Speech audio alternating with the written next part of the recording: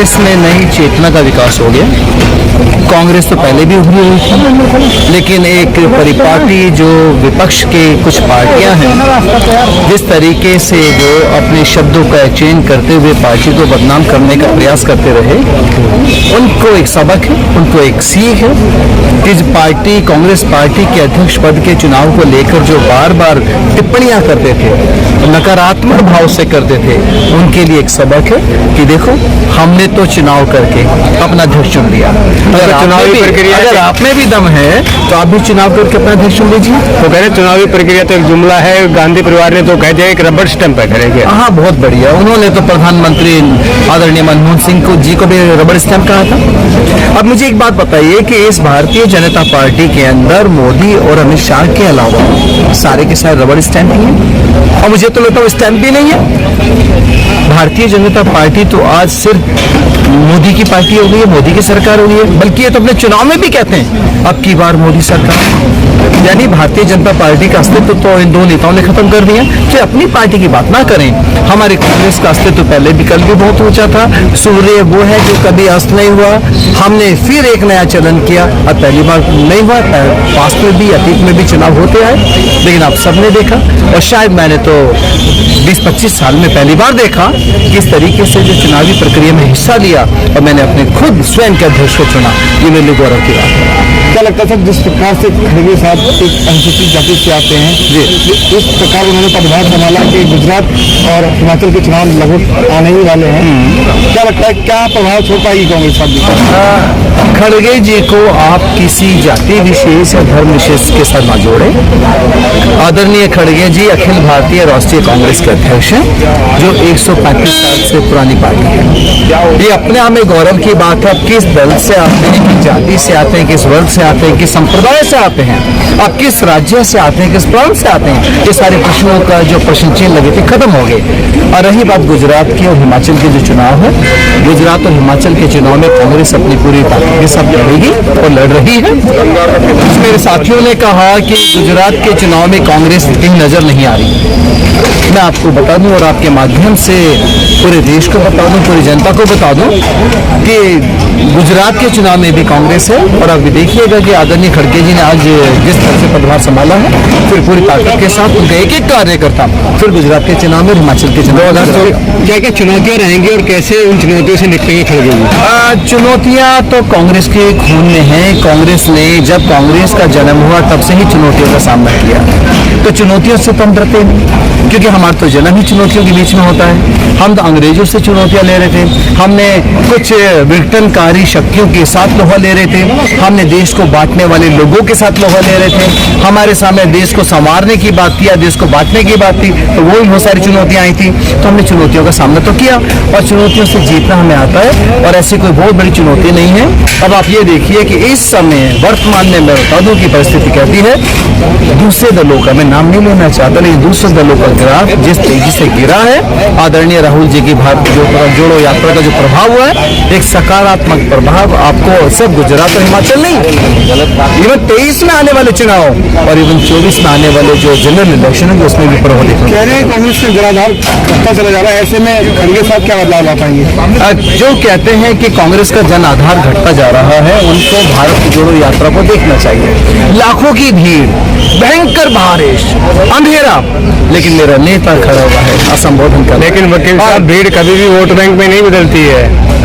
ये थोड़ी सी आपका जो विश्लेषण है, क्योंकि आप राजनीतिक गुरु हैं, पत्रकार तो हैं ही, मैं पत्रकारों को राजनीतिक गुरु भी कहता हूँ, क्योंकि पत्रकार हर पार्टी के साथ जुड़े होते हैं, हर विश्लेषण को करना ऑलमोस्ट सटीक जाता है। लेकिन मेरे भाई आप विश्वास कीजिए, इस बार का जो मिथ है, जो भ्रम है, ये भी टूटेगा, भीड़ वोट में भी कन्वर्ट होगी।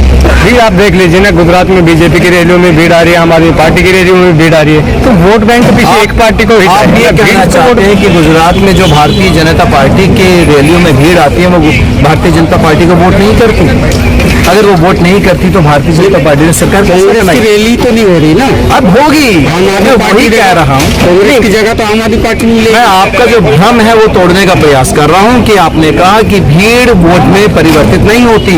अब ऐसा नहीं है। देखिए, आप किसी को किराए के आधार पर लाकर भीड़ इकट्ठा नहीं कर सकते। आज कांग्रेस पार्टी से जो जुड़ा है वो व्यक्ति है जिसका कोई लालच नहीं। आज कांग्रेस से वो जुड़ा है जो कांग्रेस की विचारधारा से प्रेम करता है। आज कांग्रेस से पार्टी नहीं है, कांग्रेस से विचारधारा है, और उसमें जो जन सैलाब आप देख रहे हैं, जो बढ़ोतरी देख रहे हैं, आप विश्वास कीजिएगा ये भीड़ नहीं, ये मेरे कार्यकर्ता हैं। ये वो कार्यकर्ता हैं जो अपनी इस पार्टी को 24 में करेंगे। केजरीवाल जी तो कह रहे कांग्रेस है ही नहीं गुजरात में। हाँ, मैं तो केजरीवाल को भी नहीं मानता। केजरीवाल कौन है? क्या अस्तित्व है केजरीवाल का? चीफ मिनिस्टर बिना पोर्टफोलियो के, जिसने देश की राजधानी भारत को पूरी तरीके से मैखाने में कन्वर्ट कर दिया। केजरीवाल की यही योजना थी कि पूरे शराब के ठेके स्कूलों के बाहर, हॉस्पिटल्स के बाहर, और अपने सारे लोगों को ठेके दो और सारे दिल्ली वासियों को शराबी बना दो।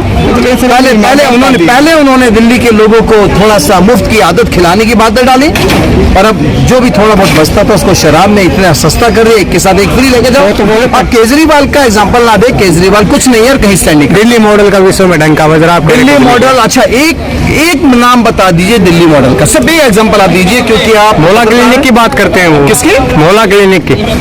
मोहल्ला क्लिनिक में भैंस बन रही है भाई साहब आपकी। अगर विश्वास ना हो तो कड़कड़डूमा कोर्ट के बाहर मोहल्ला क्लिनिक बना हुआ है। आपके करीब 90% मोहल्ला क्लिनिक इन्फोर्स नहीं है, ऑपरेशनल नहीं है। शिक्षा मॉडल भी तो है। शिक्षा मॉडल की अब बात कर लेते हैं। एक शिक्षा के क्षेत्र में एक विद्यालय के रिनोवेशन के लिए 5 लाख का बजट पास होता है, और आप बता दीजिए कितने लाख का काम हुआ और कितने का घोटाला हुआ। अगर इनका शिक्षा घोटाला इतना ही शराब घोटाला जिनको हम बाद में लेके चल रहे हैं, अगर सीबीआई या ईडी कोई जांच के लिए बुलाते हैं तो वही केजरीवाल अपने आप को भगत सिंह की औलाद बताते हैं। मैं आप ही के माध्यम से केजरीवाल से पूछता हूँ, क्या भगत सिंह भ्रष्टाचारी थे? आपने भ्रष्टाचारियों के साथ हमारे शहीद आजम शहीद भगत सिंह का नाम जोड़कर उनके नाम को भी कलंकित करने का प्रयास किया है, और ये दिल्ली नहीं पूरा देश नहीं इसको सजा देगा। अभी आज केजरीवाल जी ने ये कहा है कि जो नोट है ना, तो करेंसी, उसमें गणेश जी और लक्ष्मी जी का फोटो छपना चाहिए। हाँ, तो फिर करेंसी में वो अंबेडकर का फोटो क्यों नहीं लगाता? उन्होंने तो अपने कार्यालय में अंबेडकर जी का और शहीद भगत सिंह का लगाया था, तो फिर अब लक्ष्मी गणेश भी क्यों आ गए? इसका मतलब अरविंद केजरीवाल इस देश को सांप्रदायिक बनाने का प्रयास कर रहे हैं। यानी अरविंद केजरीवाल, मैं ये कहूं कि भारतीय जनता पार्टी की बी टीम के रूप में कार्य कर रहे हैं। यानी भारतीय जनता पार्टी जो प्रत्यक्ष रूप से नहीं कर रही, वो अरविंद केजरीवाल के द्वारा प्रत्यक्ष रूप से करने का प्रयास कर रही है। तो मेरे देश की जनता को जानना चाहिए आपके माध्यम से। वो तो ये कह रहे कि कांग्रेस और बीजेपी दोनों मिल गए गुजरात में ये आम आदमी पार्टी को हराने। कांग्रेस ने कोई एक ऐसी स्टेटमेंट बताओ जब ये कहा हो कि हम करेंसी पर लक्ष्मी गणेश छापेंगे। कांग्रेस की कोई एक ऐसी स्टेटमेंट बताओ जब उन्होंने किसी धर्म विशेष का नाम लेके काम किया हो। अच्छा, कांग्रेस के किसी ऐसे प्रधानमंत्री का नाम बताओ जो कभी किसी धार्मिक स्थल पर जाकर पूजा करके आए हो। प्रधानमंत्री का संवैधानिक पद, राहुल गांधी जी प्रधानमंत्री संवैधानिक पद न होने के नाते वो पूरे देश का प्रधानमंत्री होता है, वो किसी धर्म संप्रदाय का नहीं होता। कांग्रेस है ये मेरे भाई, ये भारतीय जनता पार्टी नहीं है। अभी वो केजरीवाल जी बोले कि रिपोर्ट आई है कि उसमें आम आदमी पार्टी सरकार बना रही गुजरात में। हाँ, वो उत्तर प्रदेश में भी बना रहे थे, और उन्होंने तो उत्तराखंड में ही बना दिया था। और उनके जो मुख्यमंत्री के दावेदार थे, जिनके आधार पर, जिनके कंधों पर वो इलेक्शन लड़ रहे थे उत्तराखंड का, चुनाव आती भारतीय जनता पार्टी की शरण में चले गए। सर, चुनावी सर्वे से कांग्रेस को गायब भी कर दिया जाता है। कांग्रेस को तो जब से नरेंद्र मोदी जी 2014 से आए तब से सारे पत्रकार गायब ही कर रहे हैं। लेकिन कांग्रेस, मैंने कहा ना, वो सूर्य है, कभी अस्त नहीं होता और होने वाला नहीं। जब चुनाव के दौरान पे जमीनी स्तर से गायब हो जाते हैं कांग्रेस के लोग, इसलिए इनको वोट नहीं दिया। अच्छा, इनको कैसे पता कि जमीनी स्तर पे गायब हो जाते हैं? यानी जमीनी स्तर पे कांग्रेस लोगों से बात करते हैं ना। कांग्रेस, मैंने कहा, खून में है। कांग्रेस विचारधारा है, कांग्रेस प्यार है, कांग्रेस वो सागर है जो इसमें एक बार डूब जाए ना तो इसके रस में ऐसा डूब जाता है, इसको छोड़कर कभी जाए। भारत जोड़ो यात्रा के माध्यम से आपको क्या लगता है कि कांग्रेस जो है चुनावों में अपना असर कितना हद तक छोड़ता है? भारत जोड़ो यात्रा नाम ही अपने आप में एक सार्थक है। राहुल जी ने और हमारी ऑल इंडिया कांग्रेस कमेटी ने जो भारत जोड़ो यात्रा का आयोजन किया है, अपने आप में वास्तव में भारत जोड़ रहा है। अब ये देखिए, उस व्यक्ति की हिम्मत देखिए, उसके पास किस चीज की कमी है? शाही लोग हैं। जब आपकी गली से भी निकलते हैं तो एसपीजी का पूरा प्रोटोकॉल होता है, लेकिन वो व्यक्ति पूरे 3750 किलोमीटर की यात्रा कर रहा है, कश्मीर कन्याकुमारी से लेकर कश्मीर तक, गांवों से, पहाड़ों से, पठारों के बीच में से होता गुजर रहा है। एक बालिका से भी मिल रहा है, एक बुजुर्ग महिला से भी मिल रहा है, और किसी के कंधे पे हाथ रखता है तो कोई आगे गले लग जाता है। एक विकलांग उनकी यात्रा में चल रहे हैं, मेरे सारे साथी उनकी यात्रा में चल रहे हैं। ये भारत जोड़ो का इससे बड़ा दृश्य और इससे बड़ा उदाहरण आपको कहीं नहीं मिल सकता। ये वास्तव में भारत जोड़ो। ये वाले ये तो कह रहे बच्चों का भी इस्तेमाल कर रहे हैं राजनीति में, मैंने देखा नोटिस भी आया। मुझे ये समझ नहीं आता, भारतीय जनता पार्टी के लोग पढ़े लिखे हैं या अपने जो विद्या को खो चुके हैं, कहाँ इस्तेमाल कर रहे हैं? मेरा कौन सा बच्चा मजदूरी कर रहा है? इस्तेमाल से क्या तात्पर्य है आपका? राहुल गांधी की रैली में जो बच्चा है उसके बाद चलिए, तो आपको मैं बता दूं, आपके माध्यम से भारतीय जनता पार्टी से पूछ लेता हूं, जिस समय 2014 में आदरणीय मोदी जी चुनाव लड़ रहे थे, तो उस समय ने अपने भाषण में कहा था, आप आर्काइव से निकालिएगा, कि आजकल तो पैदा होता वो बच्चा भी कह रहा है अब की बार 6 दिन आएंगे, अब की बार मोदी सरकार। वो था बच्चों का इस्तेमाल। बच्चों के इस्तेमाल से तात्पर्य क्या है? अगर एक छोटा बच्चा मेरे नेता को, मेरे राहुल जी को आके गले लग के प्यार करता, तो प्रकाष्ठा देखो प्रेम की। वो दुर्भाग्य है कि उनके पास कोई बच्चा जाता नहीं डर के मारे, कि उनको पता है कि जाएंगे तो हाथ में या तो भाला आ जाएगा, तलवार आ जाएगी। अरे कांग्रेस के हाथ में तो प्यार है और कांग्रेस की बाहों में सिर्फ प्यार है। क्या लगता है आपको कि भारत जोड़ो यात्रा से बीजेपी बौखलाई हुई है क्या? प्रत्यक्ष को प्रमाण की आवश्यकता नहीं है। जब से मेरी भारत जोड़ो यात्रा चली है, तब से आप किसी भी मेन स्ट्रीम न्यूज चैनल पर जाएं, सारे पत्रकार, जो बुद्धिजीवी पत्रकार है, मैं उनको नाम नहीं दूंगा, आप समझदार हैं, जब इनका 5 बजे से न्यूज शुरू होता है तो भारत जोड़ो यात्रा, राहुल गांधी, प्रियंका गांधी, सोनिया गांधी और इनके कुछ जो प्रवक्ता हैं इन पार्टियों के, आप मुझे बता दीजिए जिस दिन से हमारी यात्रा शुरू हुई, इसके अलावा अगर उन्होंने किसी और टॉपिक पर डिबेट किया तो बता दीजिए। तो बौखला तो गई है और बीजेपी अच्छे खासे दबाव में है और ये डर गई है।